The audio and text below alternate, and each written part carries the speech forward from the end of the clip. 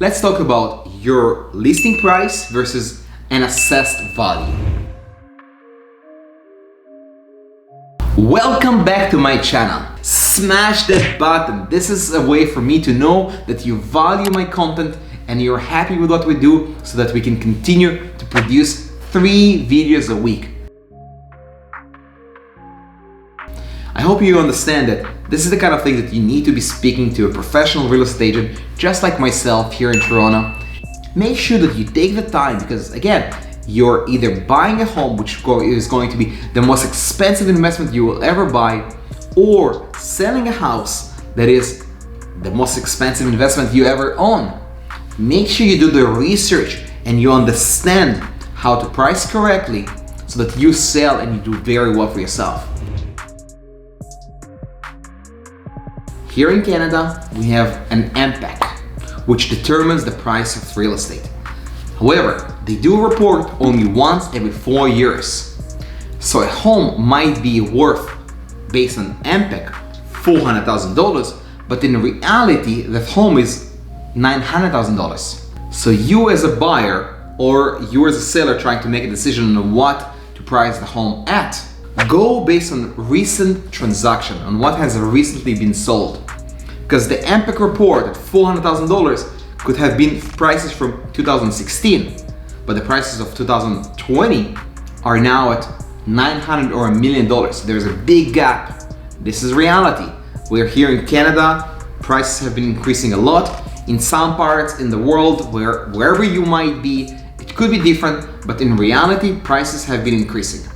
So keep that in mind. When you're doing the research and you're trying to decide if you can afford this home or no, go based on the history, the recent transaction that sold in that area, that small area around the home, the last 3 months, 6 months, to get a better understanding what the home is worth. Home values are not always accurate based on MPAC and what the resale value is. One thing I always recommend my clients do before pricing a home and before going on the market is bringing in a home appraisal. Yes, it costs money, but at the same time, you want to know how much your home is worth for the bank. Because if, let's say as an example, we sell a townhouse for $1.5 million, but a home appraisal will only appraise it for $1.2 million, then guess what? That gap of $300,000 is not going to be covered by the mortgage, which means if you were to find a buyer, the buyer will need to come up with that extra $300,000 in cash versus actually mortgaging it.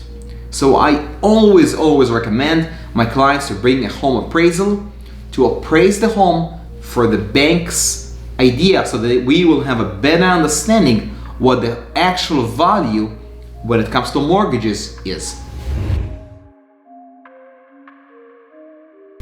Assessed values are based on market values. I get it. We all think that, oh, let me make an offer of $400,000 because it's the assessed value. In reality, assessed values are very different than the actual prices. As a buyer, it is your job to educate yourself and to speak to your professional real estate agent to understand what the actual value of a home is.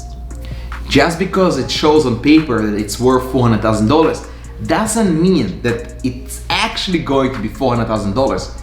You need to be able to review history of homes that have been sold in the area and what has expired. And as a result, you can make a better decision and make a much more educated decision on what you should offer when it comes to buying a home. There are agents there that it is their job to educate you, so make sure when you're hiring someone to represent you, you have done your job. You inquired, you interviewed at least 3 different real estate agents, and you're now working with someone who is professional.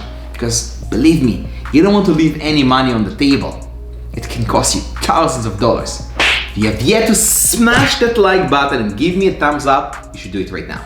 Make sure to comment below or join any of our social media channels right here.